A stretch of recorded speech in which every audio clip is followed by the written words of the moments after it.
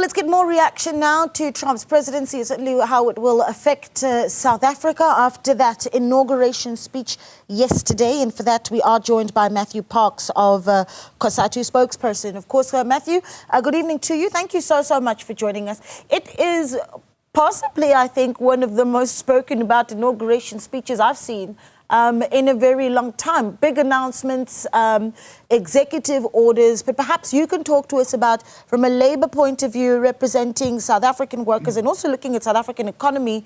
You listened to that inauguration speech and your first thoughts for South Africa are? Good evening, thanks for having us.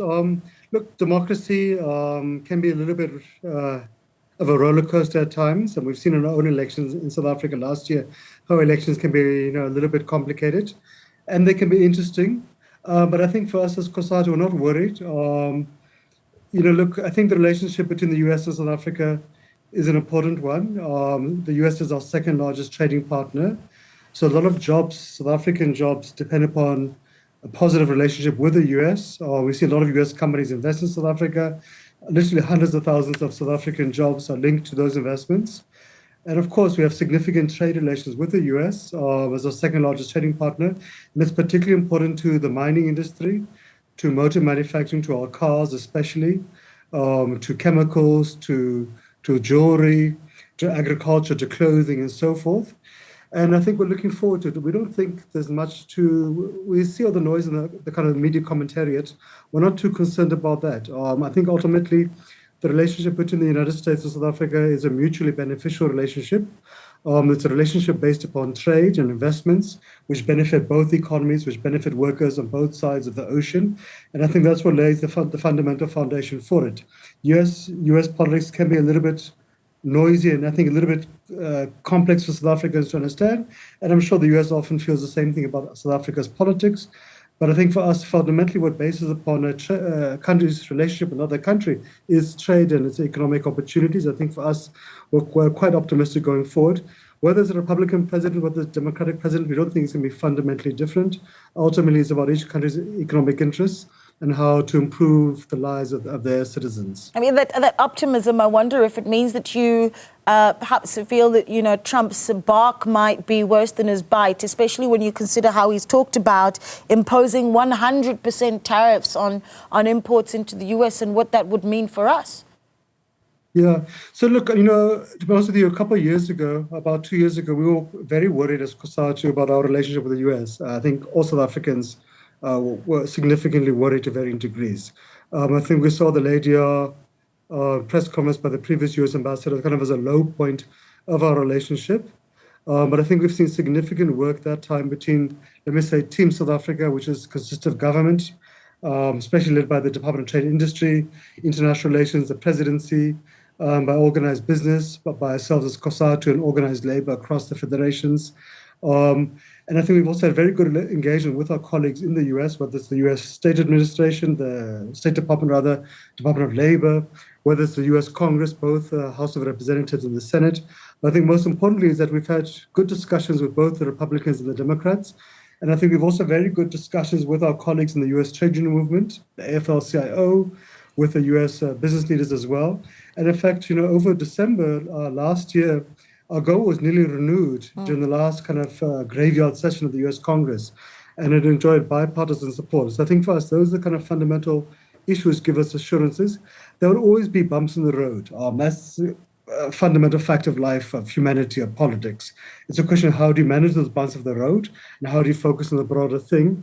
And I think for us as Cosatu, the fundamental task we are concerned about is a 41.9% unemployment rate for South Africans. Yeah. So how do you reduce that? You attract investment, you promote trade, you promote exports, and I think that's what guides us, that's what gives us confidence. Yeah, at the same time, of course, as we're analysing what's come out of Donald Trump's inauguration speech and the 24 hours that followed that, at the same time, then we review our own president and also now president of the G20 speaking at the World Economic Forum. The tone, are you satisfied by the tone taken by the president on that global stage and really themes that you think really need to be tackled at Davos for the sake of labour in South Africa?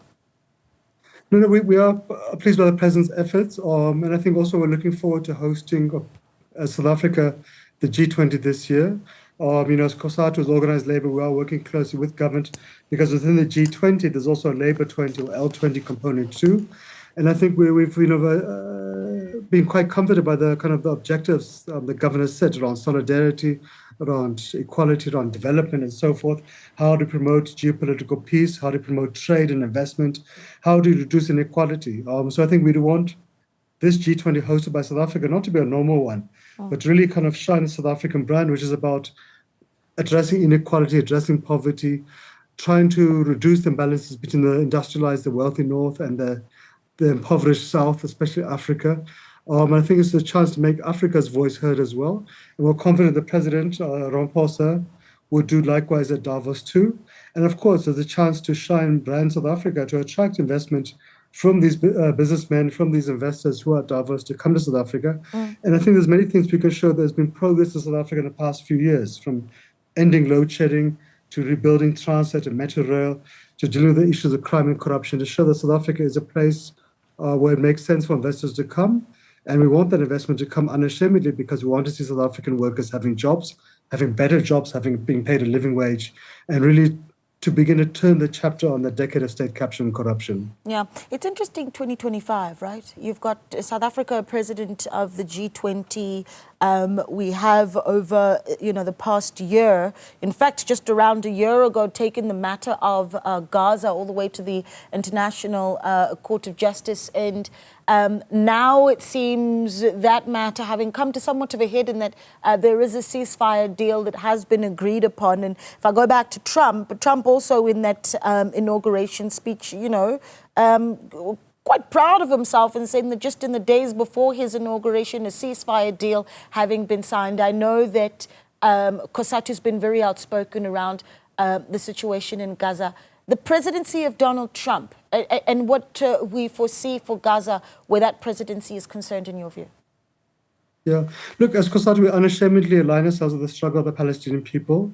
We can see so many of the experience of apartheid, of oppression, discrimination, what the Palestinian people experience in Gaza, in East Jerusalem, in the West Bank, and so forth experience.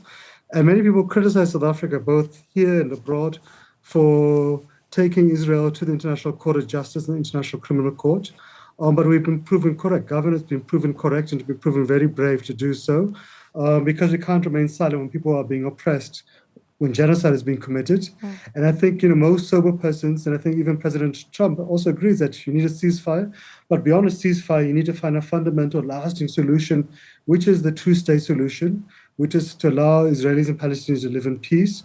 But you have to end the war against the Palestinian people. You have to allow Palestine to be independent.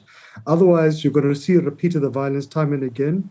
And I think any student of history will see that South Africa's stance, in fact, South Africa has done very well on the foreign policy front since 1994 under the ANC, to say all conflicts must be solved politically. You cannot solve conflicts simply by annihilating, by killing each other, let alone by killing women and children and grandmothers and so forth, whether that's in Palestine, whether it's in other parts of the world. And I think South Africa's foreign policy has been a very principled one. We've led by the front in terms of African stance of promoting peace, conflict resolution in the DRC, in Mozambique, in Comoros, in Burundi, in Sudan, and so forth. So we're optimistic. We just hope that the US will take up the leadership opportunity it has to help nudge Israel to the negotiating table, because ultimately the ball is in the court of Israel.